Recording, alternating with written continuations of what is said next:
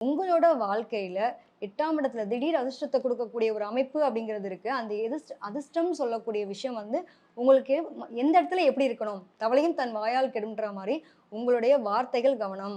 சரிங்களா? 2ஆம் இடம் அப்படிங்கிற ஒரு விஷயமும் சரி, நமக்கு இருக்கக்கூடிய ஒரு பேசக்கூடிய வார்த்தைகள ரொம்ப கவனமா இருக்கணும். குடும்ப உறுப்பினர்கள்னாலேயே நம்ம வந்து அவமதிக்கக்கூடிய சூழ்நிலைகள் ஏற்பட மன வருத்தத்தினால ஒரு மன சஞ்சலங்கள் வரலாம். அதாவது குறிப்பிட்ட ஒரு 10 தேதிக்குள்ள ஒரு மாரி, அந்த 15 தேதிக்கு அதுக்கப்புறம் ஒரு 15 தேதிக்கு அப்புறம் ஒரு வேற மாரி இருக்கக்கூடிய ஒரு அமைப்பு உண்டுங்க. எப்பயுமே பார்த்தீங்கன்னா, இந்த தனுசுல இருக்கக்கூடிய கிரகங்கள், அதாவது 9ஆம் இடம் பாக்கியத்துல இருக்கிறது ரொம்ப நல்லதுங்க. ஆனா, ஒரு ஆட்சி அதிபதி அதோட ஆட்சி வீட்லயே இருக்கும்போது, கொஞ்சம் பிரச்சனை குடுக்கும். ஒரு 10 நாளைக்கு வந்து ரொம்ப கஷ்டமா இருக்க மாரி இருக்கும். எல்லாமே தடையா இருக்க மாரி இருக்கும். அதுக்கப்புறம் உங்களுக்கு படிப்படியான வளர்ச்சிகள் நோக்கி நகரக்கூடிய ஒரு அமைப்பு அப்படிங்கிறது உண்டு. பொதுவா வந்து சந்திராஷ்டமம் நாள்ல ரொம்ப கவனமா இருக்குங்க.